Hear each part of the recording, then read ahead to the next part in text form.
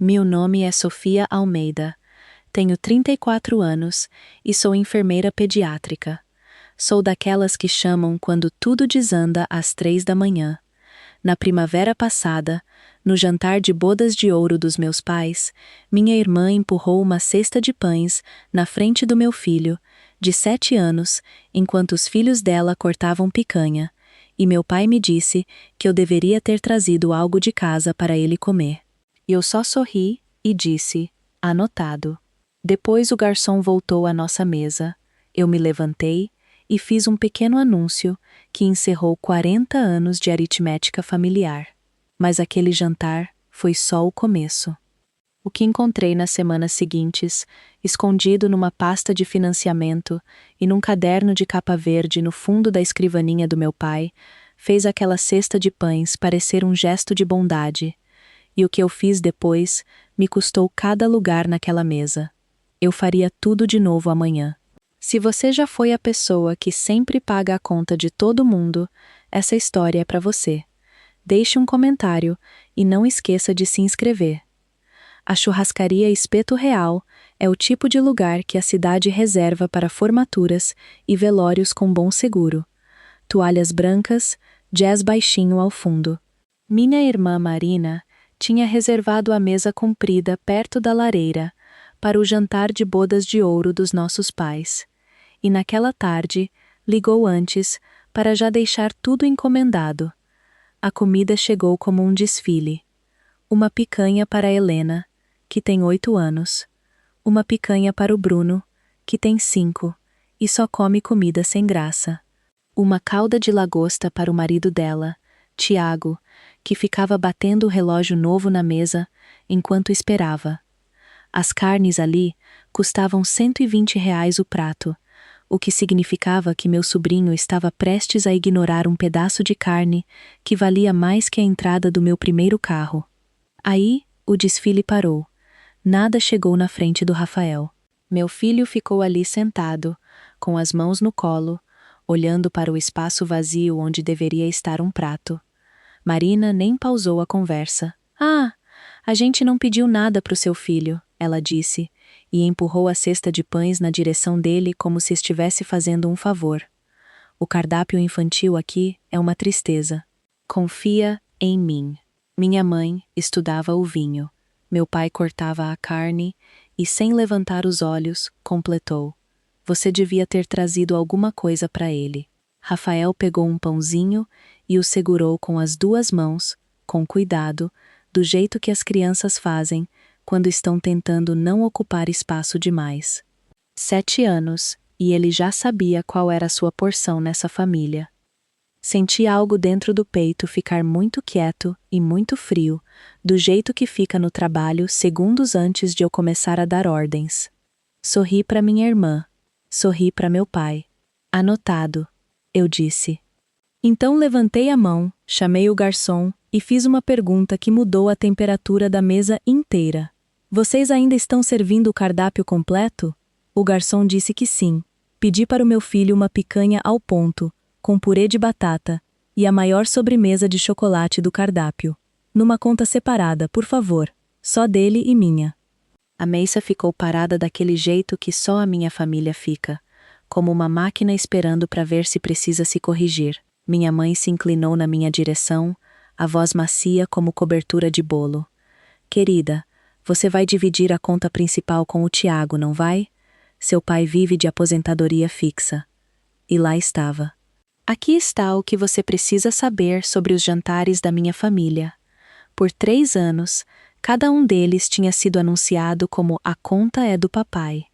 E por 3 anos, quando a conta chegava, meu pai batia no bolso do paletó, minha mãe murmurava algo sobre o coração dele, e a conta acabava escorregando mesa abaixo até mim e o Tiago. Depois o Tiago começou a esquecer a carteira. Não sempre, só o suficiente para eu parar de me surpreender. Eu tinha feito as contas no caminho até ali, sério. Aniversários, Páscoas, 2 aniversários de casamento, um batizado. Eu vinha bancando quieta as festas dessa família desde que o Rafael estava no jardim de infância. Então, quando o garçom trouxe a picanha do Rafael e colocou na frente do meu menino, que olhou para mim como se eu tivesse feito um passe de mágica, eu me levantei. Não rápido, não alto. Sou enfermeira. Não faço cena. Faço anúncios. Eu e o Rafael vamos terminar nosso jantar, eu disse. Vou pagar a nossa conta. Só a nossa. E a partir de hoje, o banco da família está fechado. A boca da minha mãe se abriu.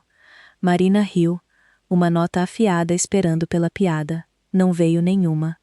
Rafael comeu cada pedaço daquela picanha e quase toda a sobremesa, e eu tomei meu café devagar, porque não íamos ser apressados por ninguém. Depois coloquei dinheiro em cima da nossa conta, dei uma boa gorjeta ao garçom, peguei a mão do meu filho e saí, deixando para trás 40 anos de casamento e uma picanha de R$ 120. Dirigindo para casa, eu honestamente achava que aquele jantar tinha sido a pior coisa que minha família já tinha feito comigo. E eu errei por R$ 9.400. Deixa eu voltar um pouco e contar quem eu sou, porque isso importa. Trabalho à noite na ala pediátrica do Hospital Santa Luzia, na minha cidade. Já fui feita de pipi, por criança pequena, com mais educação que meu cunhado. Calma não é minha personalidade, é exigência do meu trabalho. O pai do Rafael foi embora quando ele tinha 2 anos. Foi embora quieto, o que foi a coisa mais gentil que ele já fez. E eu criei meu filho sozinha, num apartamento de 2 quartos a 15 minutos da casa dos meus pais. Autossuficiente não é elogio quando você é mãe solo. É só a rotina. E veja o que a rotina incluía. 4 anos atrás, meu pai fez uma cirurgia de ponte de safena. Dormi numa cadeira de hospital durante uma semana inteira, e quando ele voltou para casa, comecei a mandar R$ 400 por mês para os meus pais, para os remédios dele. Ninguém pediu para eu parar, então nunca parou. 3 anos atrás, num corredor de hospital, minha mãe colocou uma caneta na minha mão e me pediu para assinar como avalista no financiamento do carro da Marina. R$ 38.000. É só uma formalidade, Sofia. A Marina vai pagar cada centavo. E por 2 anos, a Marina realmente pagou. Quero deixar uma coisa clara, porque sei como isso soa. Eu não era um capacho. Eu disse não para muita coisa.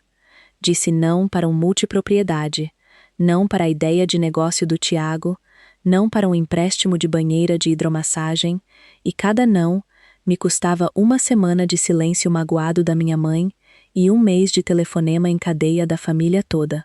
E eu pagava os 400 porque saía mais barato que a alternativa, e a alternativa era ver o Rafael congelado fora do Natal. Achei que sabia exatamente quanto minha família me custava. Eu só conhecia os itens visíveis da conta. Agora deixa eu te contar o que eu queria, porque essa história é na verdade sobre uma casa. Uma casinha azul na Rua dos Ipês, a 6 minutos da escola do Rafael, com uma varanda meio torta e um pé de manga no quintal, implorando por um balanço de pneu. Eu tinha R$ 28.000 guardados para a entrada. 6 anos de plantões noturnos, 6 anos de férias puladas, marca genérica em tudo, e trocando plantões de feriado que ninguém queria porque pagam hora extra dobrada. Cada depósito tinha um propósito, e o propósito tinha uma janela de quarto virada para o leste. Na primeira vez que levei o Rafael para ver a casa, ele encostou as 2 mãos no vidro como se estivesse checando o pulso dela. "Qual quarto é o meu?" ele perguntou. Eu já sabia, já tinha medido com os olhos exatamente onde a cama de dinossauro dele ia ficar. Poré de esquerda, embaixo da janela, para a luz da manhã cair nele em vez de num despertador. Minha gerente de crédito era uma mulher direta, chamada Daniela Prado, e ela gostou do meu perfil. Emprego estável, 12 anos no mesmo hospital, histórico de pagamento limpo, entrada gorda. Cadastro forte, ela me disse. A gente passa você pela análise, trava sua taxa e você tá em casa até o verão. Tudo o que eu precisava fazer era passar pela análise de crédito. As pessoas acham que a análise de crédito é papelada. Não é. É um raio-x. Ele encontra tudo, inclusive as coisas que você nem sabia que tinha dentro de si. Sua enfermeira, eu deveria ter lembrado da minha própria regra. Os exames que você não estuda para fazer são os que te matam. 2 semanas depois daquele jantar de aniversário, meu telefone tocou e o raio-x voltou com uma sombra. Mas antes, o telefone em cadeia. Na manhã seguinte ao jantar, acordei com 11 ligações perdidas. O recado da minha mãe era sobre o desfile de comida, a voz dela fazendo aquele tremor que ela guarda para a igreja e confronto. Você envergonhou sua irmã em público, Sofia, depois de tudo que essa família fez por você. Marina postou um story naquela tarde. Um pôr do sol, uma taça de vinho e a legenda: tem gente que transforma tudo em dinheiro. Rezando por essas pessoas. Tiago mandou uma mensagem de pura autoridade moral. Não foi legal, Sofia. Na quarta-feira, minha tia Lourdes ligou, o que já me avisava que minha mãe tinha chamado a reserva. Lourdes, para seu crédito, mais escutou do que falou. O resto da família não. Eu conheço esse sistema porque assisto a ele a vida inteira. Nessa família, eu nunca fui uma pessoa que se machucou. Eu era uma paciente que tinha parado de tomar o remédio e todo mundo tinha sido designado para me chamar de volta ao tratamento. O tratamento era obediência. Não pedi desculpas. Não expliquei. Digitei e apaguei 11 parágrafos diferentes e por fim não mandei nada. E o silêncio pareceu 2 coisas ao mesmo tempo: liberdade e furto. É essa a parte que ninguém conta sobre limites. Os primeiros parecem roubo, porque você foi criada acreditando que aquilo que está reivindicando de volta nunca foi seu. No domingo à noite, minha mãe mandou uma última mensagem, e a doçura dela deveria ter sido um aviso. A gente vai conversar sobre isso no almoço de domingo que vem, querida. Ainda somos sua família. Tudo nesta família está contabilizado. Li como uma oferta de paz. Estava errada. Era um termo de contabilidade, e minha mãe nunca usou um termo de contabilidade à toa. Fui àquele almoço de domingo porque o Rafael queria ver o avô e porque eu não fujo de sala nenhuma. Mal tínhamos passado da vagem quando Marina apresentou o que ela chamou de oportunidade. Helena tinha sido aceita no Colégio Monte Alegre, uma escola particular com brasão e lista de espera, e o depósito era de R$ 4.000, vencendo na sexta. Ela olhou para mim do jeito que se olha para uma máquina de refrigerante. Você é a única tia dela, Sofia. Baixei o garfo. Não. Essa foi a frase inteira. Aprendi a não anexar um discurso a ela, porque discursos são só alças para as outras pessoas se agarrarem. O ar da sala de jantar virou vidro. Meu pai empurrou a cadeira e foi para a varanda. Bruno perguntou se alguém ia comer o último pãozinho, o que, honestamente, foi a pergunta mais sensata da noite toda. Minha mãe se levantou, alisou a saia e me pediu ajuda na cozinha, o que na nossa casa não é um pedido.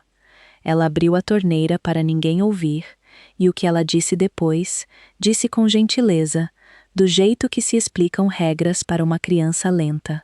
Toda a família funciona na base da contribuição, Sofia. A Marina contribui com o brilho, os netos, as festas, a família que a gente mostra para o mundo.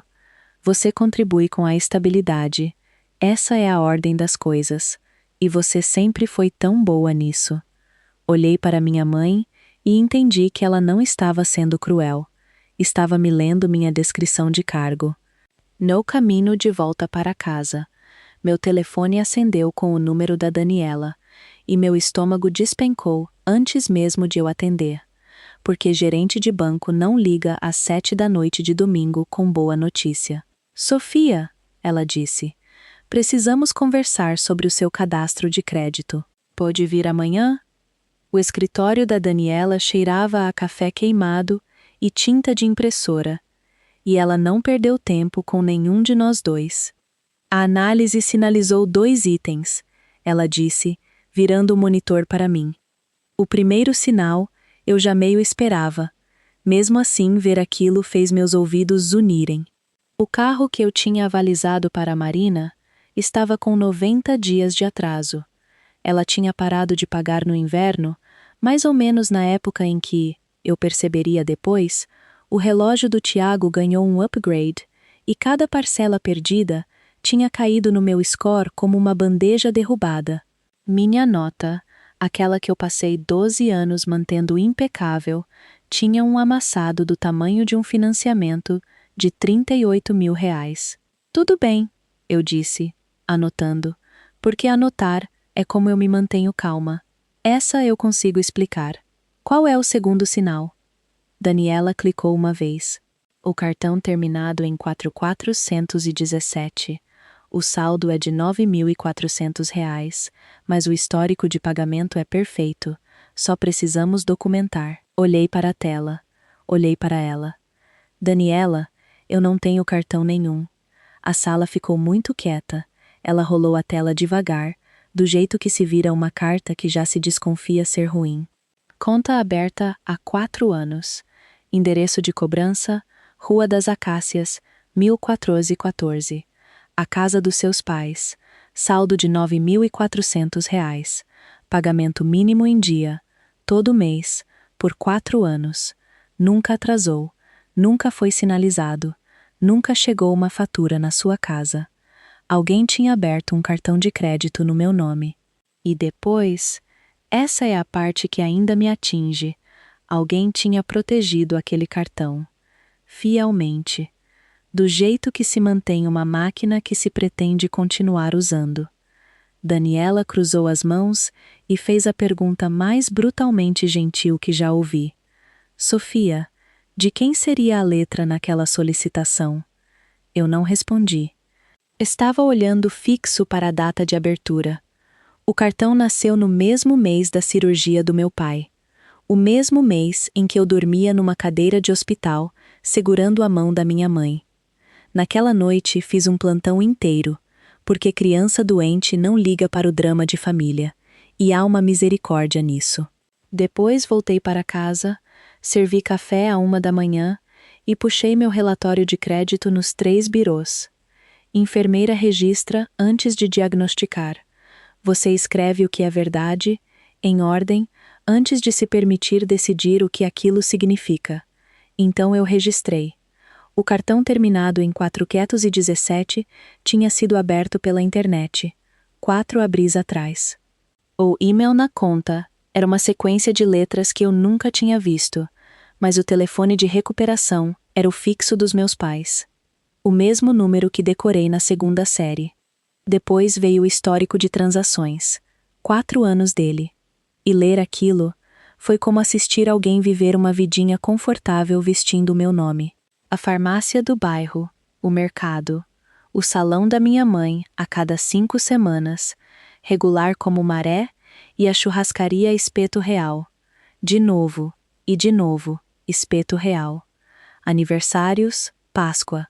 Voltei até a primavera passada e encontrei o próprio jantar de bodas de ouro, a noite da cesta de pães, e fiquei sentada com aquilo por 1 minuto. A picanha de R$ 120 do meu sobrinho, aquela cortada na frente do meu filho com fome, muito provavelmente tinha sido cobrada num cartão vestindo o meu nome. Meu pai batendo no bolso do paletó. Minha mãe murmurando sobre o coração dele. A conta é do papai. Eu não quebrei nada. Quero que isso conste, porque tive vontade. Fiz uma planilha em vez disso, com datas e valores. E nomeei a aba do jeito que eu nomearia qualquer registro clínico, em linguagem simples, sem adjetivos. Depois me sentei e olhei para o único fato que a planilha não conseguia explicar. Havia 2 pessoas morando naquela casa da Rua das Acácias. Só uma delas mantinha os registros. Fui até a Rua das Acácias na minha folga com as impressões numa pasta, porque eu queria ver o rosto da minha mãe quando ela visse aquilo. Passei a carreira inteira lendo rostos no momento em que uma notícia ruim chega. Medo tem um jeito, culpa, outro.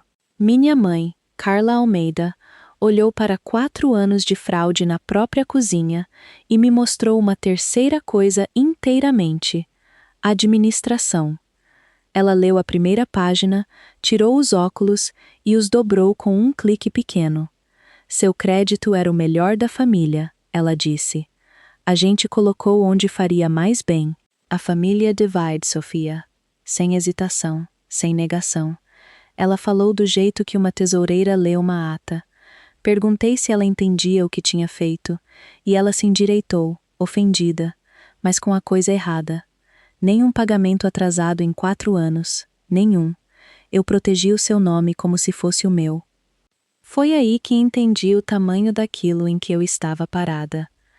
Minha mãe não achava que tinha roubado nada. Na cabeça dela, ela administrava um bem familiar compartilhado. E o bem era eu. Falei que precisava que a conta fosse encerrada e o meu nome, limpo, que eu estava comprando uma casa. Ela riu. Uma nota pequena e inclinou a cabeça. Uma casa? E quem colocou o aparelho nesses dentes, Sofia? Quem pagou a gasolina que te levava para a faculdade de enfermagem? Você era um investimento. Investimento dá retorno. Essa é a ordem das coisas. Lá estava de novo. A ordem das coisas. Como se fosse uma aritmética entregue nas tábuas da lei. Anotado, eu disse. E dessa vez a palavra não soou como educação. Soou como uma caneta riscando uma linha num livro que ela não conseguia ver. O tempo todo em que conversamos, meu pai ficou parado na porta da cozinha, secando a mesma xícara já seca. Ele nunca disse uma palavra. Eu me disse que ele não sabia. Eu precisava de um dos pais que não soubesse. Encontrei meu pai na garagem na noite seguinte, porque a garagem era nossa. Crescendo, era ali que ele me ensinava a trocar óleo e checar a bateria. Onde ele me passava um refrigerante escondido e a gente se escondia junto de qualquer tempestade que estivesse rolando na cozinha. Ele estava na bancada, limpando as mãos num pano e continuou limpando muito depois de estarem limpas. Você sabia? Perguntei. Sem pasta dessa vez. Só a pergunta. Meu pai não é homem de falar muito, então, quando finalmente falou, dava para sentir há quanto tempo aquela resposta vinha sendo ensaiada. Sua mãe sustentou essa família por 40 anos, ele disse. Um cartão dentro da família não é roubo. Ele olhou para mim então, e os olhos dele fizeram o que as palavras não fizeram. Pediram desculpa. Não transforma isso em drama, Sofia. Por favor, eu não tenho mais força para drama. Depois ele piorou tudo, achando que estava melhorando. De qualquer forma, é com esse cartão que a Marina mantém aquele carro rodando. Sua mãe deixa ela usar para gasolina. Você preferia sua irmã largada com 2 crianças. O carro. O financiamento com a minha assinatura. 90 dias de atraso, ainda rodando pela cidade com combustível cobrado num cartão vestindo o meu nome. Meu pai, o homem que me ensinou a checar o óleo, tinha entregado ele mesmo. Não gritei. Não havia ninguém naquela garagem para gritar. Só um homem cansado, que tinha trocado a espinha dorsal por sossego, uma pequena rendição de cada vez, ao longo de 40 anos. Beijei o rosto dele, porque ainda é meu pai, mas saí daquela garagem com um dos pais a menos do que quando entrei. Daniela marcou uma ligação com o setor de fraude da administradora do cartão, e na quinta eu estava sentada no escritório dela, aprendendo que o caminho tinha uma bifurcação sem terceira opção. Opção 1. Absorver.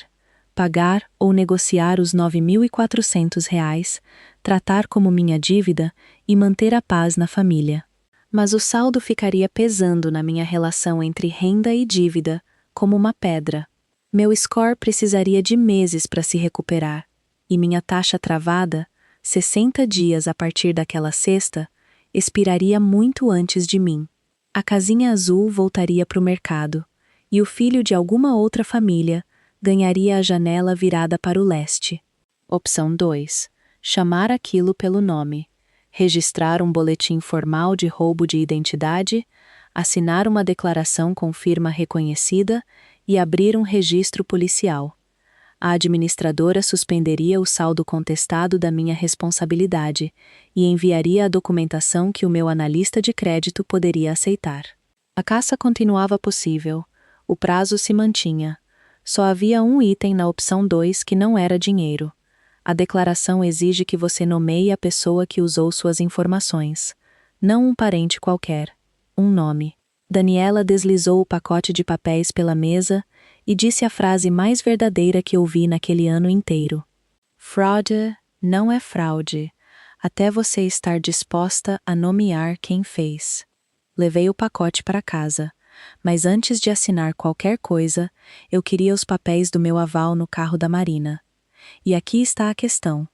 Minha cópia estava sem a página com os termos de quitação. Meu pai guardava cada documento daquela casa numa única gaveta. Antes disso, porém, tentei ser razoável, porque eu queria poder contar ao Rafael um dia que eu tinha tentado. Pedi uma reunião de família e cheguei com um plano de verdade, digitado e grampeado. Meus pais transferem o saldo do cartão para o nome deles, uma transferência de saldo, uma tarde de papelada. Marina e Tiago refinanciam o carro no nome deles e tiram minha assinatura de lá. Ninguém chama a polícia. Nenhum nome vai para arquivo nenhum. Cada um simplesmente carrega o que é seu, o que hoje percebo ter sido a coisa mais radical que alguém já propôs naquela mesa. Tiago cruzou os braços e deu seu parecer de especialista. Ninguém refinancia com essas taxas aí. É pura ignorância financeira, Sofia. Isso vindo de um homem cuja prestação de carro eu conseguia ver no meu próprio relatório de crédito. Marina desandou a chorar, lágrimas de verdade. Essa é a questão com a minha irmã. As lágrimas são sempre de verdade, só que são sempre por ela mesma. Você ia colocar a mamãe num boletim de polícia por causa de um cartão de crédito? O que há de errado com você? E eu assisti aquilo acontecer, ali mesmo, por cima do assado. A reformulação. No espaço de um único jantar, a mulher cujo nome tinha sido roubado virou a mulher atacando a própria família. Minha mãe deixou o barulho seguir seu curso. Depois dobrou o guardanapo e emitiu o veredito. Esta família não assina papel contra ninguém. Olhei ao redor da mesa e fiz uma coisa que não recomendo, a menos que você esteja pronta para a resposta. Contei os papéis já assinados. O aval com meu nome. A solicitação do cartão com meu nome. As transferências de 400 mês após mês. Todo o papel dessa família tinha sido assinado numa única direção, quieta e silenciosamente contra mim. Tudo bem. Se ninguém ia me entregar a página que faltava, eu mesma ia procurar minha cópia. E eu sabia exatamente em qual gaveta olhar. No domingo de manhã, meus pais estavam na igreja e eu ainda tinha uma chave, porque eu era a filha em quem se confiava uma chave. O escritório do meu pai cheirava a tabaco de cachimbo e apontador de lápis, sem mudar desde os anos 90. A escrivaninha grande de madeira, uma gaveta que importava. Tudo arquivado do jeito que um homem meticuloso arquiva as coisas, esquadrinhado, etiquetado, permanente. Encontrei a pasta do carro na segunda pasta suspensa, e a página que faltava exatamente onde deveria estar. Se eu tivesse parado ali, essa seria uma história diferente. Mas quando levantei a pasta, o fundo da gaveta não parecia vazio. No fundo, encostado na madeira, havia um caderno. Capa de tecido verde, cantos gastos e macios, do tipo que se vendia em armarinho quando eu era criança. Uma tira de fita crepe na frente, e nela, na letra ereta da minha mãe, uma única palavra: doméstico. Quero te dizer que hesitei. Não hesitei. Abri, e minha infância inteira estava ali dentro, item por item. A primeira página tinha a data do ano em que fiz 12 anos. Coluna da esquerda, despesas. Coluna da direita, um título em letras maiúsculas cuidadosas. Devido. Aparelho da S, R$ 3.200. Vestido de formatura, 180. Aulas de direção, 240. Gasolina da faculdade de enfermagem, 35 por semana, com uma colunazinha estreita na margem, 5%. Minha mãe vinha me cobrando juros antes mesmo de eu ter idade para votar. E depois, as páginas marcadas como pago. E meu Deus, as coisas que contavam como pagamento. Cada verão em que cuidei da Marina, registrado como uma nota fiscal. Os pagamentos do meu primeiro emprego na farmácia, aqueles que minha mãe disse que ia guardar para mim, repassados e lançados linha por linha. Folheei mais para frente, os anos escorrendo pelo meu polegar, até as abas perto do fim, e encontrei as páginas da Marina. Acampamento de torcida, um vestido de noiva, a entrada do primeiro apartamento deles. Ao lado de cada lançamento onde as minhas páginas tinham valor devido, as dela tinham uma única palavra, escrita na letra inclinada e bonita da minha mãe: presente. Fiquei ali no escritório do meu pai, segurando a aritmética da minha vida inteira, e finalmente entendi o jantar de bodas de ouro. A cesta de pães não era um humor, era política. E então virei para a página mais recente, onde a tinta ainda estava escura, e a página mais recente não tinha o meu nome. O título na página mais recente era uma única inicial, começava no ano anterior. Tênis de escola, R$ 62. Os tênis que minha mãe deu ao Rafael em setembro, aqueles que ele dormiu usando na primeira noite porque amava demais para tirar. Bicicleta de aniversário, 180. A bicicleta vermelha dos avós, fitas no guidão, meu menino cambaleando pela calçada, enquanto meu pai segurava o banco. Presentes. Era assim que a gente chamava. Era o que o Rafael, 7 anos, tinha agradecido num cartão de agradecimento que eu ajudei ele a escrever. Cada um deles registrado no caderno como uma dívida a receber.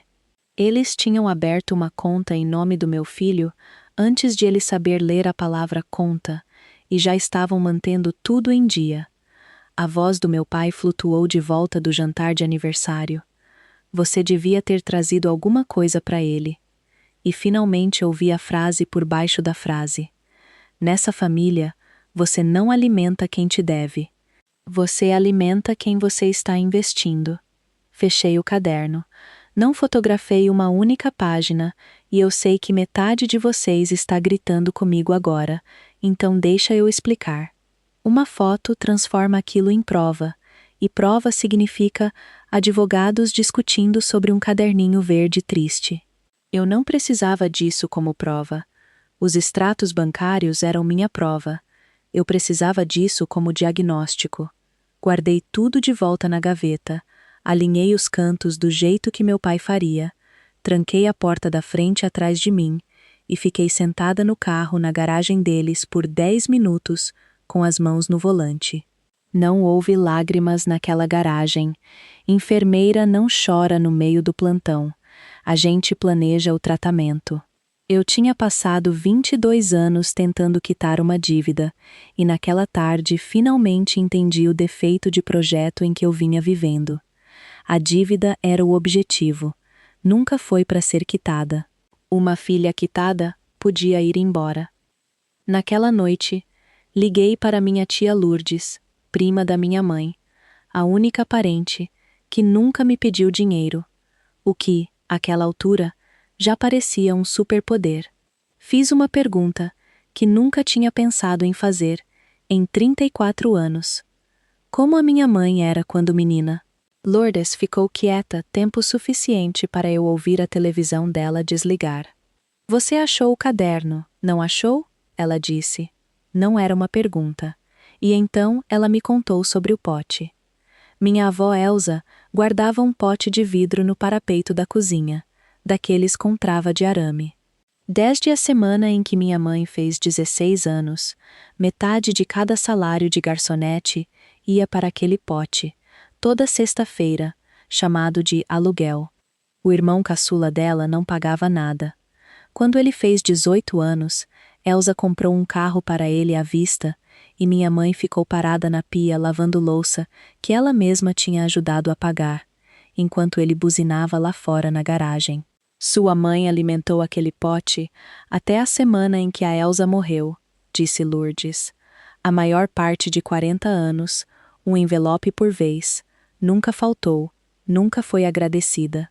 Fiquei sentada com meu café esfriando, olhando para a janela da minha própria cozinha, como se o pote pudesse se materializar no parapeito.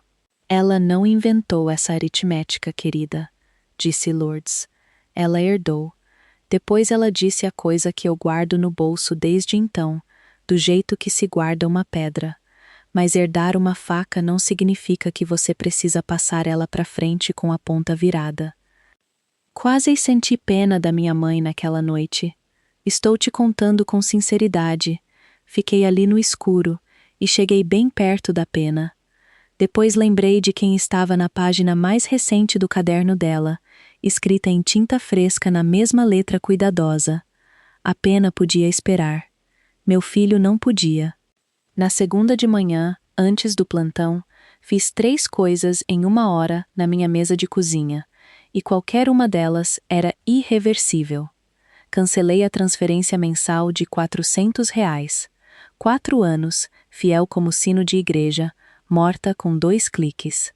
Congelei meu crédito nos 3 birôs, para que ninguém nessa terra pudesse abrir nada novo vestindo o meu nome. E registrei a contestação formal do cartão terminado em 4017, o que colocou uma máquina em movimento que nenhuma reunião de família seria capaz de desligar. Porque aqui está o que eu sabia, pela Daniela. Uma vez registrada a contestação, a administradora manda um aviso por escrito para o endereço da conta. Não para mim, para o endereço da conta. Rua das Acácias, 1414. Eu não mandei carta nenhuma para a minha família. Deixei o banco fazer isso. Banco não suaviza a letra. Depois fui trabalhar e cumpri um plantão normal. E quero que você saiba que minhas mãos estavam firmes. Porque essa é a questão sobre finalmente agir. O tremor é todo antes. 3 dias depois, os R$ 400 não caíram na conta da minha mãe pela primeira vez em 4 anos. E meu telefone acendeu como um monitor. Você esqueceu a transferência do remédio do papai, querida? Eu não tinha esquecido. E eu tinha lembrado pela primeira vez que meu pai tem uma aposentadoria, uma casa quitada e uma esposa com gênio para aritmética. Virei o telefone de bruços e deixei o silêncio falar por mim.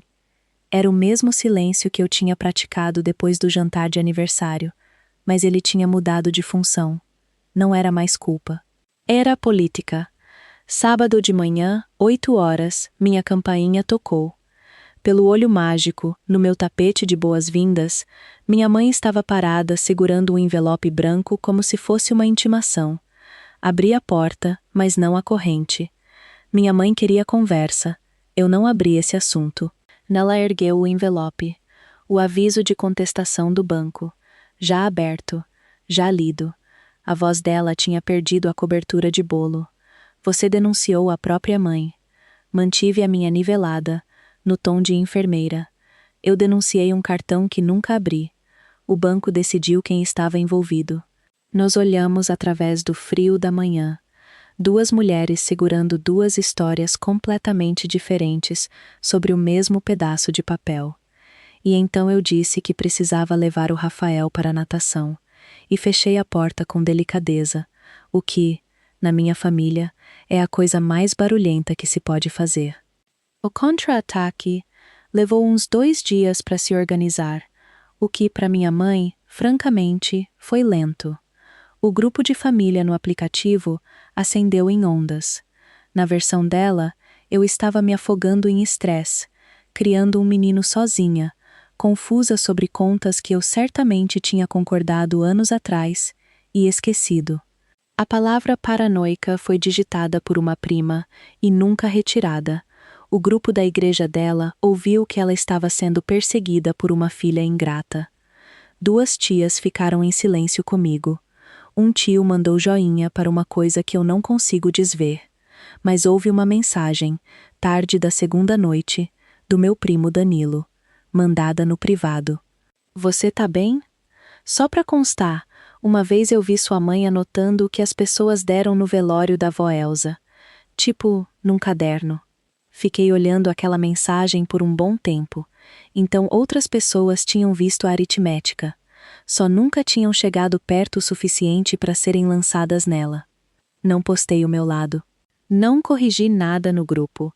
Eles podiam ficar com a minha reputação por uma temporada. Não iam mais ficar com a minha assinatura. Depois, na terça, a cobradora ligou, e o número que discaram foi o posto de enfermagem. Existe um telefone no posto de enfermagem que serve para cirurgiões e pais aflitos. E naquela terça, no meio da entrega de remédios, ele tocou para mim. Uma agente de cobrança, ligando sobre um financiamento de carro atrasado, na ala pediátrica do Santa Luzia. Descobri que Marina tinha listado o meu número de trabalho como referência no papel do financiamento. Claro que tinha. Em 90 dias do silêncio dela, finalmente rolaram morro abaixo, até uma estranha lendo um script para uma enfermeira segurando um copinho de remédio. Minha chefe de plantão, Tânia, me entregou o bilhete com aquela cara neutra que a gente usa para a família em negação, e senti o calor subir pelo pescoço. Não era a culpa, era a exposição. Minha família tinha finalmente me cobrado no único endereço que eu tinha mantido limpo. No meu intervalo, liguei de volta para a agência e fiz o que faço de melhor: procedimento. Pela lei de cobrança, eles não podem mais ligar no meu trabalho depois que eu informo que meu empregador proíbe, e todo contato futuro passa a ser por escrito. Falei isso 2 vezes, com calma, e peguei um número de protocolo, porque número de protocolo é uma carta de amor que a gente escreve para o próprio futuro. Quando desliguei, Ruth Delgado estava parada na porta da copa com 2 cafés de máquina. Ruth tem 58 anos, é aposentada da nossa ala, mora do outro lado do corredor do meu prédio e tem esse jeito de aparecer exatamente quando o teto está desabando. Ela me entregou um café. Senta, conta tudo. Então, pela primeira vez, eu contei: o cartão, o caderno, o pote, tudo. Ruth escutou como uma enfermeira de triagem, balançando a cabeça nos sinais vitais. Depois disse: filha útil, eu fui uma também. Então, qual é o seu plano? E bem naquele momento, a Daniela ligou com um prazo que eu não esperava. Daniela não fazia rodeio. A administradora aceitou a contestação, provisoriamente. Mas, para limpar sua responsabilidade, antes que sua taxa trave expire, eles precisam da declaração com firma reconhecida e do boletim de ocorrência em 10 dias úteis. Sem a declaração, o saldo continua seu, sua relação dívida-renda quebra, e a gente perde a casa. Sinto muito por falar assim.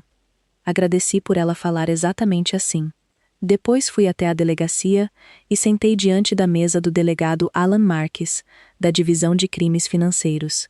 Um homem cansado e decente, óculos de leitura empurrados para cima da cabeça, e pedi que ele me contasse a verdade sobre o que um registro realmente faria. Ele contou. Um registro não é algema, ele disse. Em casos de família, o Ministério Público raramente segue adiante, a menos que a vítima insista com força. Na maioria das vezes, isso termina num acordo de restituição, mas eu não posso registrar contra um familiar sem o nome dele no formulário. O nome vai no papel. Lá estava, toda a máquina exposta numa mesa de repartição pública. Para reaver o meu nome, eu precisava escrever o da minha mãe. Não gritar, não postar. Só escrever numa caixinha de um formulário e falar sério. Antes de você digitar, só paga e mantém a paz, e eu sei que alguns de vocês estão digitando isso agora, quero que você imagine a página mais recente daquele caderno verde, aquela com a inicial de uma criança de 7 anos no topo. Paz que é cobrada mensalmente não é paz, é assinatura recorrente. Naquela noite, a declaração ficou na minha mesa de cozinha, a página do cartório em branco. Ficou ali durante 3 plantões, 3 idas à escola, 3 jantares. eu tinha parado de ter medo da minha mãe. Estava com medo do espelho, de me tornar uma mulher que registra papelada contra a própria mãe e chama isso de amor. No domingo à noite, Marina finalmente me mandou mensagem direta, o que me disse que a família tinha ficado sem intermediário. Papai tá na emergência, dor no peito. Feliz agora? Deixei o Rafael com a Ruth e dirigi até o Santa Luzia. E quero ser honesta sobre o trajeto. Metade de mim era uma filha apavorada, e a outra metade era uma enfermeira que já tinha notado a coincidência do momento. As duas metades estacionaram o carro. Na emergência, já tinham colhido o sangue dele. A troponina deu negativa, o eletro estava limpo e o diagnóstico de trabalho era ansiedade e refluxo. Um corpo mantendo os registros que o dono se recusava a abrir. Ele ia ficar bem. Fiquei mesmo assim, na cadeira ao lado da cama dele, porque o amor não espera o resultado do exame para decidir se aparece. Às 2 da manhã, meu pai acordou, encontrou meu pulso e o segurou. E no zumbido dos monitores, ele finalmente falou. Contou sobre a noite do próprio casamento, como minha mãe, ainda no vestido de viagem, fez ele passar de carro em frente à casa da Elsa para colocar o envelope no pote antes da lua de mel. Contou que, no dia em que Elsa morreu, minha mãe ficou parada na pia, lavando aquele pote, secou e o guardou no armário como herança de família. Ela não conhece outro jeito de amar, Sofia. Foi assim que ensinaram ela. O pote era a língua inteira. E por um longo minuto naquele quarto escuro, eu a vi. 16 anos, avental de garçonete, deslizando metade do que tinha ganhado sobre um balcão para uma mulher que nunca uma vez disse obrigada. Segurei aquela menina na cabeça e doeu de verdade. Mas pena não é plano de pagamento. Quando saí para o corredor, minha mãe estava parada no final, sob a placa de saída, os olhos vermelhos, e abriu a boca para fazer a última proposta que jamais me faria. Sentamos na sala de espera vazia da emergência, quase 3 da manhã, sob luzes que não favorecem ninguém, e minha mãe expôs os termos como uma mulher que tinha consultado alguém, porque consultou. Aqui está o que vai acontecer, ela disse, no mesmo tom de sempre. Você vai retirar a contestação, vai quitar o cartão em silêncio. São R$ 9.400. Você tem. Vai voltar a contribuir com essa família. E no sábado, vai vir para o aniversário do seu pai no Espeto Real, sentar no seu lugar, e nada disso vai ser falado de novo. Ela ajeitou o casaco sobre os joelhos. E se você registrar esses papéis, ouça bem, Sofia, você não vai ter mais família, e o Rafael não vai ter mais avós. Você é quem vai ter feito isso com ele, não eu. Lá estava, meu filho jogado na mesa como uma ficha. Perguntei, calmamente, se ela algum dia tinha feito as contas na direção contrária. O que a família me devia? Ela olhou para mim com confusão genuína, como se eu tivesse pedido para ela dividir por 0. E então disse a coisa que contou toda a história, dela, minha e dos potes. Eu paguei minha mãe até o dia em que ela morreu. Toda semana. Nunca reclamei. Nunca contei. Ela se corrigiu, mas nós duas ouvimos. Ela contava tudo. Agora é a sua vez. Essa é a ordem das coisas. Minha vez. Não um erro a ser reparado, um turno a ser coberto, como se a dívida fosse um negócio de família passado adiante, e eu estivesse recusando a minha herança. Me levantei e abotoei o casaco. Anotado, eu disse. No caminho para casa, e eu sei como isso soa, ri sozinha uma vez, num sinal vermelho. Sábado, o mesmo restaurante. Provavelmente a mesma mesa. Minha mãe adora um círculo completo. Por acaso, eu também. Na quarta, a Ruth me sentou na mesa da cozinha dela, leu a declaração do início ao fim com os óculos de farmácia e empurrou de volta pelo suporte de prato. Fez exatamente uma pergunta. Do que você tem mais medo de perder? Sua família ou o seu cargo dentro dela?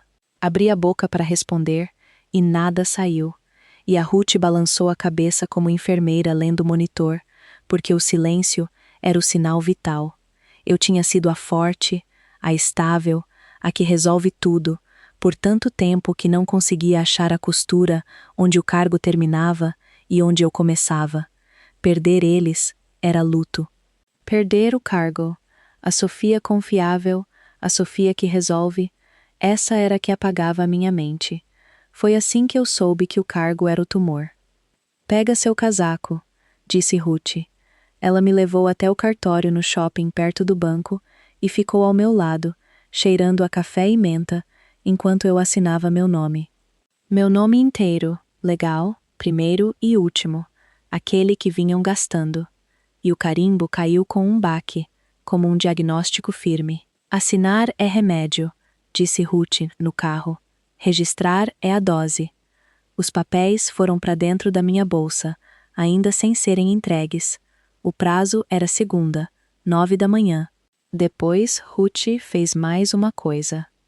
Ligou para a escala e pegou o meu plantão de domingo à noite, para eu poder dormir antes do dia de registrar. E quando eu comecei o não, obrigada, automático, ela ficou olhando para mim até eu parar. Sim, eu disse. Obrigada. Sem contrapartida, sem cobrança anexada. Tinha me custado 34 anos para dizer isso claro. E entre mim e aquela segunda-feira ficava exatamente um jantar de aniversário. Sexta à noite, eu estava dobrando roupa quando o Rafael apareceu na porta, de pijama de dinossauro, segurando o estegossauro que ele só carrega quando algo está pesado. Subiu na minha cama, arrumou o estegossauro com toda a cerimônia e então fez a pergunta que vinha carregando desde a primavera. Vovó e vovô estão bravos por minha causa? Porque você comprou a picanha para mim? 7 anos. Tinham mantido a conta aberta em nome dele por 1 ano, e ele já estava tentando fazer a primeira prestação.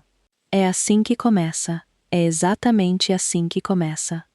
Coloquei a roupa de lado e sentei na beirada da cama, e disse cada palavra devagar, porque eu estava assentando tijolos. Ninguém paga para sentar na minha mesa, nem você, nem ninguém. Você não fez nada, e não deve nada, e nada disso é seu para carregar. Ele me estudou com aquela cara de detector de mentira que criança tem. Depois assentiu, enfiou o estegossauro debaixo do queixo e dormiu em 4 minutos, do jeito que criança dorme quando alguém concorda em segurar o peso. Fiquei parada na porta por um bom tempo, vendo ele respirar. Já tinha decidido ir ao jantar de aniversário, não para atuar, não para brigar, para encerrar direito, cara a cara, do jeito que se fecha um prontuário antes de sair do plantão, e para que um dia, quando o Rafael perguntasse como tinha terminado, eu pudesse dizer que a mãe dele saiu pela porta da frente, não pelos fundos. Separei o meu vestido azul bom, coloquei a declaração na bolsa e ensaiei uma frase curta no espelho. Espeto real, sábado à noite. A mesa comprida perto da lareira. Minha mãe reservou exatamente a mesma mesa, e eu honestamente não sei se foi uma mensagem ou se ela simplesmente não consegue imaginar o mundo de outro jeito. Mas dessa vez tudo era diferente, e as diferenças eram o alerta. Já havia uma cadeira arrumada para o Rafael, com um assento infantil que a recepcionista comentou ter sido pedido com antecedência. Um cardápio infantil esperava no prato dele, giz de cera espalhado ao lado, como um tratado de paz. Marina nos cumprimentou numa temperatura que eu não sentia dela desde o colégio. Pedimos a picanha do Rafael. Ao ponto, né? Certo? Ela cantarolou. Estava certo. Essa era a parte assustadora. A máquina sabia exatamente como generosidade parecia. Só nunca tinha precificado ela para a gente antes. Meu pai parecia bem, cor de volta ao rosto, esfarelando o pãozinho em pedacinhos. O relógio do Tiago pegava a luz da lareira toda vez que ele alcançava a lagosta. Pulseira nova, desde a emergência, se eu não estava enganada. num financiamento de carro 90 dias atrasado. Ninguém mencionou o banco. Ninguém mencionou a contestação. A conversa ficou na escola da Helena e no dente do Bruno. E minha mãe me observava do outro lado da mesa a refeição inteira, agradável e sem piscar. Uma tesoureira confirmando um depósito compensado. Comi. Elogiei o purê. Na faculdade de enfermagem, ensinam que a pessoa mais calma na sala é aquela que está com o prontuário na mão. E minha bolsa ficou no meu colo a noite toda. Então, quando os pratos foram recolhidos, antes de a sobremesa chegar, minha mãe pegou a colher e bateu 2 vezes na taça de vinho. E a mesa fez silêncio. Antes do bolo, ela disse, sorrindo para mim, eu tenho um presente para a Sofia. O envelope era cor de creme, papel encorpado, amarrado com uma fita dourada fina. E por uma fração de segundo, a criança dentro de mim, aquela que ainda tinha esperança, pensou, talvez. Talvez seja um pedido de desculpa. Talvez seja um cheque. Talvez 40 anos de aritmética terminem num cartão com flores. Desfiz o laço. Dentro havia uma única folha datilografada. E no topo, em letras maiúsculas em negrito, dizia: Plano de ressarcimento familiar. Vou te contar exatamente o que dizia, porque já li várias vezes desde então. Item 1. Sofia retira a contestação bancária em 48 horas. Item 2. Sofia assume o saldo do cartão como assunto de família, tratado em particular. Item 3. Sofia retoma o apoio mensal, ajustado de R$ 400, por conta do custo de vida. Item 4. E é esse que eu quero que você pare para sentir. Em troca, Rafael recebe acesso pleno à família. Festas, aniversários, avós. Os avós do meu filho me sendo oferecidos de volta com um reajuste de preço em troca da minha assinatura. Havia uma linha embaixo, para essa assinatura, com a data já preenchida. A letra da minha mãe, na data. Claro, a máquina não pede desculpa. Ela emite termos. Minha mãe cruzou as mãos e se dirigiu a mim com a voz de bênção, aquela que usa antes das refeições. Assina, querida. Hoje, pelo aniversário do seu pai, e essa família volta a ficar inteira. Família é quando ninguém conta o que custou. Quero que você segure essa frase ao lado do caderno verde com a coluna de 5% de juros, porque eu segurei. A maior mentira que minha mãe já contou, e ela contou como um brinde. Marina tirou uma caneta da bolsa, a caneta do Tiago, aquela com tampa dourada. Olhei para a caneta, olhei para o meu filho, na metade de uma picanha que ele não precisou merecer, e me levantei. Da última vez que me levantei naquela mesa, fiz um anúncio. Dessa vez, não levantei a voz, nem um pouco, e é por isso que todo mundo se inclinou para a frente.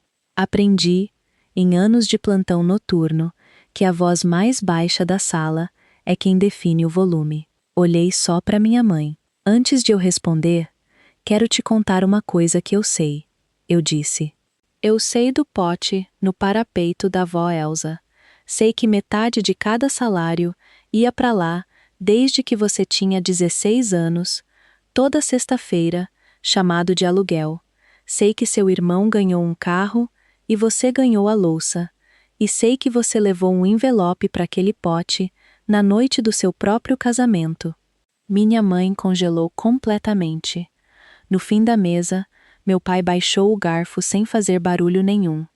Você pagou sua mãe até o dia em que ela morreu, eu disse, e acho que sou a única pessoa nessa mesa que entende o que isso te custou. Então eu não vou te envergonhar. Não vou ler nada em voz alta. Não vou atuar para a família do jeito que esse plano queria que eu atuasse. Toquei na folha cor de creme. Mas o pote acaba aqui, mãe. Eu não vou passar a mão adiante. Depois contei a ela, com clareza, na voz que uso para plano de tratamento, o que a segunda-feira ia trazer. Às 9 da manhã, a declaração e o boletim de ocorrência seriam registrados. Já tinha dito ao delegado que não ia pressionar por processo. Falei isso claramente, e vi os ombros da Marina caírem meio centímetro. Eu não preciso te ver algemada, mãe. Preciso do meu nome de volta. O saldo volta para quem o criou. Isso não é vingança, é aritmética, do seu jeito. A voz da minha mãe rachou para cima, pela primeira vez na minha vida, num lugar público. Sua ingrata. E então simplesmente parou, porque eu não tinha me mexido, não tinha corado, não tinha dado nenhuma superfície para ela acertar. Deixei o plano de ressarcimento familiar ao lado da cesta de pães, sem assinar, o que pareceu o lugar de arquivo correto. Contei em dinheiro 2 refeições, a minha e a do Rafael, e coloquei debaixo do saleiro, com uma boa gorjeta. A aritmética de uma mulher que paga exatamente pelo que a sua família pediu. Anotado, eu disse, pela última vez, para ninguém e para todos eles. E então, a frase que eu tinha ensaiado no espelho, aquela que vinha se formando há 22 anos. O caderno está fechado.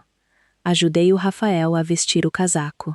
Ele abraçou o avô, desejou feliz aniversário na voz de igreja, e meu pai segurou o abraço 1 segundo a mais, sussurrando alguma coisa no cabelo do meu filho que eu não conseguia ouvir.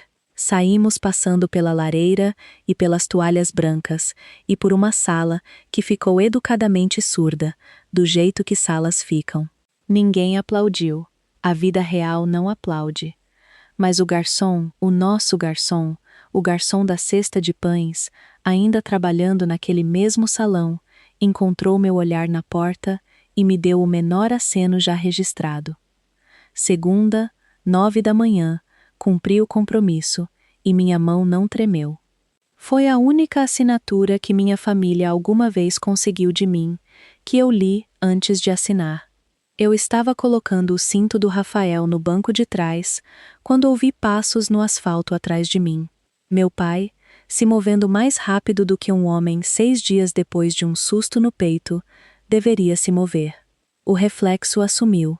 Fui até ele e segurei o cotovelo dele, 2 dedos encontrando o pulso antes que qualquer um de nós dissesse qualquer coisa. Ele acenou para eu parar, respirando com dificuldade, e ficou ali no estacionamento com as mãos nos bolsos. E por um instante, ele parecia exatamente o homem na garagem se escondendo do tempo ruim. Eu não consigo me impor contra ela, ele disse por fim. Quero que você saiba que eu sei disso de mim mesmo. Perdi essa capacidade há muito, muito tempo. Ele olhou para a janela do restaurante. Mas eu vejo tudo, Sofia. Sempre vi. E o que você fez lá dentro? Ele parou, o maxilar se movendo. Nunca terminou a frase, e eu nunca precisei que ele terminasse. Foi a coisa mais próxima de uma defesa que ele já tinha me oferecido, entregue 40 anos atrasada, num estacionamento, fora do alcance dos ouvidos dela. E eu decidi guardar mesmo assim. Tem gente que só consegue te amar no estacionamento. Pela janela, vi minha mãe alisar o guardanapo, coluna perfeita, e se virar para a Marina. Disse algo breve. Marina ficou muito quieta, do jeito que eu costumava ficar. Tiago olhou para o relógio. A cadeira que eu tinha acabado de esvaziar já estava sendo preenchida de novo, porque a máquina não sofre. Ela recompõe o quadro. Dirigi para casa passando pelas vitrines escuras da cidade, e meus olhos ficaram secos o caminho inteiro. Já tinha feito meu luto em pedaços, ao longo de anos. Aquele jantar foi só o recibo. A semana depois de eu registrar, trouxe 2 ligações. Uma eu esperava, e outra eu realmente não esperava. A primeira veio na quarta, da Daniela, e ela estava quase alegre, o que para ela é uma ovação de pé. A carta da administradora estava no meu processo. O saldo contestado saiu da minha responsabilidade enquanto se investiga. A análise tinha aceitado a documentação com minha explicação por escrito sobre o histórico do aval, e a trava da taxa ia se manter. Parabéns, Sofia, ela disse. A Casa Azul é sua. pode fechar contrato. Sentei no chão da minha cozinha com o telefone na orelha e me deixei sentir aquilo. Tudo, por exatamente 1 minuto. O delegado Marques ligou naquela mesma semana para confirmar que o registro estava no sistema e me contou o que eu já tinha feito às pazes. Casos assim, dentro de família, quase sempre terminam num acordo de restituição, discretamente, por advogados, sem algema. Ele disse, papelada. Ótimo, eu disse a ele. Algumas vitórias são papelada, são essas que se mantêm. A segunda ligação foi a que eu não esperava. Marina. Sem preâmbulo, sem lágrima, e pela primeira vez em anos, sem atuação. A voz baixa e plana, como alguém lendo um resultado de exame. Mamãe diz que, já que você abandonou a família, eu deveria começar a pagar minha parte agora. Ela usou essas palavras. Minha parte. Uma pausa. Sofia, você viu um caderno mesmo? E percebi que minha irmã estava no topo da mesma rampa da qual eu tinha acabado de sair, ouvindo o primeiro clique da máquina virando na direção dela. Você vai ver isso, com o tempo, eu disse. As suas páginas começam com a palavra presente, não terminam com ela. Não fui cruel com isso, e também não fui salvar ela. Ela não teria acreditado em mim de qualquer forma. Ainda não. Só falei a verdade e desliguei. 3 semanas depois, uma mulher do cartório me entregou 2 chaves num aro de papel. O dia da mudança foi pequeno, barulhento e perfeito. Ruth carregou caixas de livro como se tivesse metade da idade dela e mandou em todo mundo dentro do alcance. Tânia chegou direto de um plantão noturno com mais 2 enfermeiras da nossa ala, e elas empurraram meu sofá de segunda mão de lado pela porta azul da frente, rindo, enquanto eu ficava na minha própria varanda e deixava. Essa frase levou 34 anos para eu aprender a escrever. Eu deixei. A cama de dinossauro do Rafael foi para a parede esquerda do quarto dele, embaixo da janela leste, exatamente onde eu tinha medido com os olhos meses antes. E a luz da manhã caiu ali como se tivesse lido o plano. O silêncio da minha família se manteve o verão inteiro, formal como um tratado. O acordo de restituição foi negociado por um advogado, discretamente, o saldo se acertando de volta para onde sempre pertenceu. Eu não assinei nada além do meu próprio contrato de financiamento, que li 2 vezes, cada página, por um novo hábito. Mas vou te contar sobre os R$ 20, porque essa é a parte que eu não vi chegando. Meu pai apareceu no dia da mudança. Ficou 20 minutos, nunca passou do corredor da frente, mãos nos bolsos, olhando para a casa do jeito que olha para motor de carro, aprovando a estrutura. Na saída, parou na frente do Rafael e pressionou algo na mão dele, dobrado em 4, do jeito que homens da geração dele passam dinheiro, uma nota de R$ 20. E então meu pai, que tinha visto um caderno verde engolir a infância das 2 filhas e não tinha dito nada por décadas, se abaixou perto do ouvido do meu filho e deu a ele a única herança que importava. Não conta pra vovó, ele disse, e não anota em lugar nenhum. Rafael, que não entendeu nada daquilo e de algum jeito entendeu tudo, apertou a mão do avô com solenidade. Aquela página do caderno termina ali, sem balanço, sem cobrança, livre. Hoje em dia, os sábados de manhã pertencem a uma lanchonete a 4 quarteirões da Casa Azul, um lugar de banquinho de fórmica e uma garçonete, chamada Dora, que chama todo mundo de amor. O Rafael pede primeiro. Isso não é acidente. É regra da casa. Ele pede a pilha tripla de panqueca com chantilly extra, e ninguém na mesa pergunta se ele mereceu, e ninguém empurra uma cesta de pães para ele, e ninguém anota nada. Eu não trouxe nada de casa para ele. Ele pediu primeiro. No sábado passado, no meio das panquecas, meu telefone vibrou. Marina, oi. As coisas estão apertadas. Será que eu podia pegar emprestado? Não li o resto. E quero que você repare no que eu não senti. Nenhuma raiva, nenhuma satisfação, nenhum puxão antigo atrás das costelas. Só um diagnóstico familiar, passando por uma porta familiar. Digitei uma linha de volta. Não, mas se um dia você quiser sair dessa, eu sei o caminho. Depois virei o telefone de bruços ao lado do mel de cana, que é onde o telefone deveria ficar aos sábados. Talvez ela aceite minha oferta um dia. A máquina ainda está funcionando lá na Rua das Acácias. Máquina desse tipo não para. Só recompõe o quadro. Mas a conta mais antiga dela está fechada, e a mais nova termina num menino que nunca vai saber que os tênis dele tiveram etiqueta de preço num caderno verde. A conta chegou em R$ 23,40. Dei gorjeta como uma mulher que já não espera mais permissão. E então eu e meu filho caminhamos para casa, 4 quarteirões morro acima, para uma casa que nunca, nem uma vez, nos cobrou pela luz. Aqui está a única coisa que eu sei agora, que eu não sabia naquele jantar de aniversário. Amor que mantém um caderno de contas nunca foi amor, era empréstimo. E a coisa mais corajosa que você pode fazer é fechar o livro, pagar pelas suas próprias panquecas e ensinar seu filho que um lugar à mesa é um direito de nascença, não uma conta a pagar. Essa é a minha história. Uma cesta de pães, um caderno verde, uma assinatura que me devolveu o meu nome. Se isso te lembrou de puxar seu relatório de crédito ou de parar de pagar aluguel por um lugar na mesa de alguém, entenda como seu sinal. Faça isso essa semana.